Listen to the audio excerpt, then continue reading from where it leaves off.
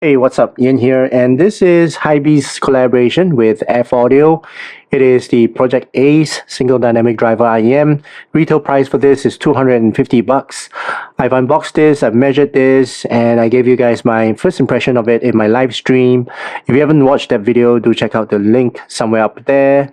But in this video, I'm just going to give it straight up to you guys, my impression of these earphones. So let's begin first with the accessories. I like the accessories.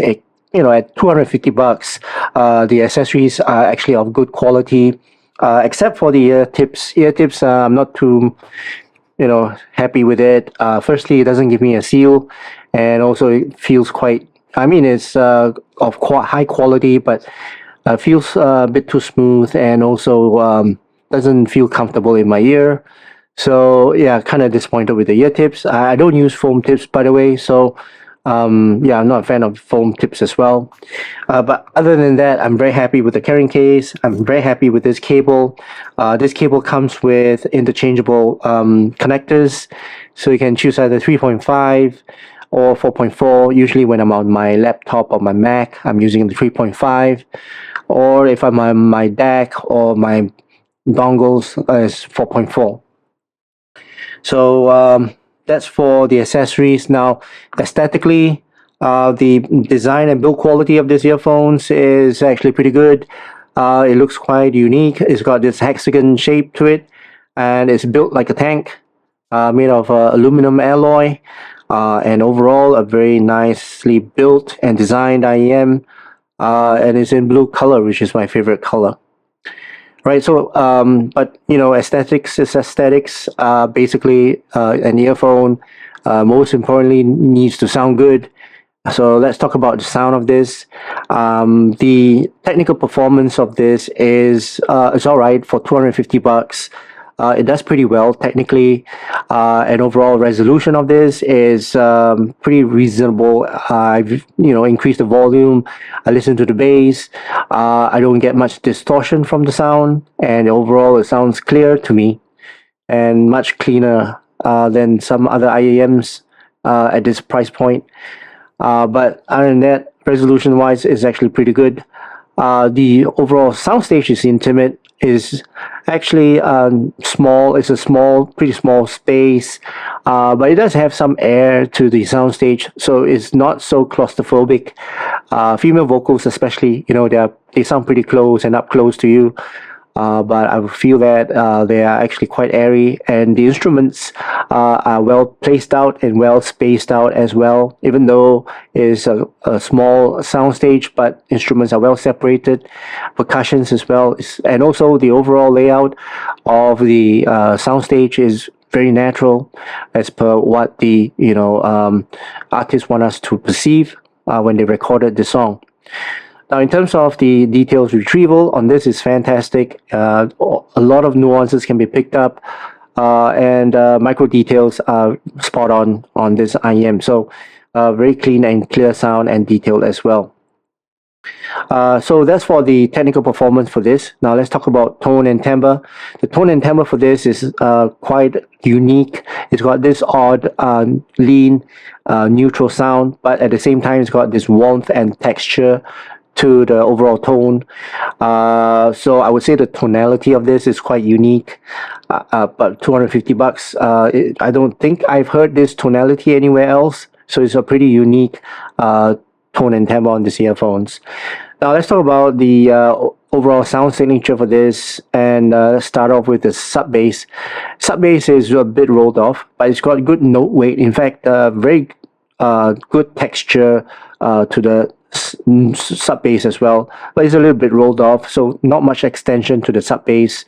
Mid bass is punchy, it's impactful, and the impact can be felt, and it's got good note weight as well, especially if you pump up the volume. And one thing about this IEM is that you can scale the IEM, so at low sound it still have that body there, but if you give it power, it will give you more body and more density and dynamics of the sound. So with the mid bass, it's actually very punchy when you increase the volume. For the mids, it's actually right. Mids is actually the best part of this IM, I would feel the vocals are forward with the lack of the bass. Vocals have more room to shine. At the same time, instruments as well. Male vocals sounds better on this IM, to be honest. Female vocals, they sound a little bit lackluster and a little bit shy as well. So I prefer listening to male vocals on this. Instruments like the violins, flutes, they also sound a little bit shy on this, a little bit laid back.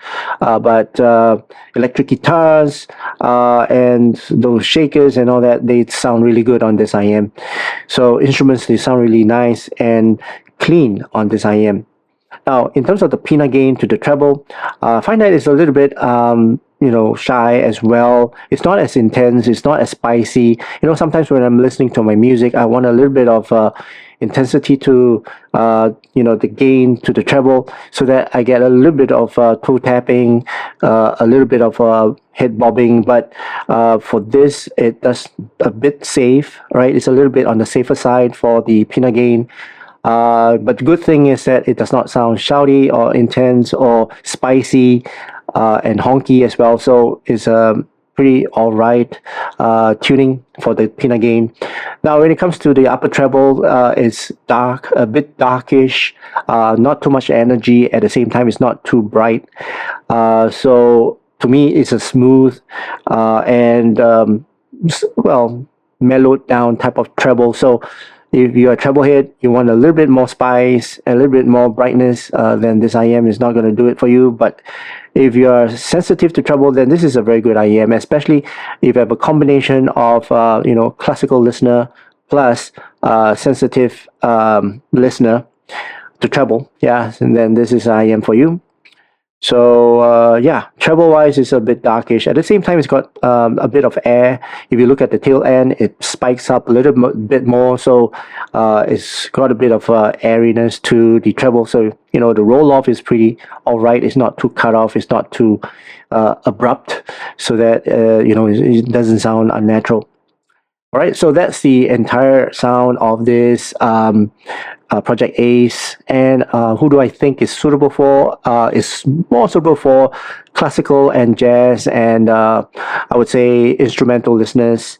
And if you're a fan of movie soundtracks, this would sound pretty good on that. This is not so much for mainstream pop songs, heavy metal, rap, R&B kind of tracks. I mean, you still can listen to it, but it will sound a little bit flat. You will not get that kind of response from a V-shaped tune IM. This is more of a linear tuning IM with a little bit of warmth.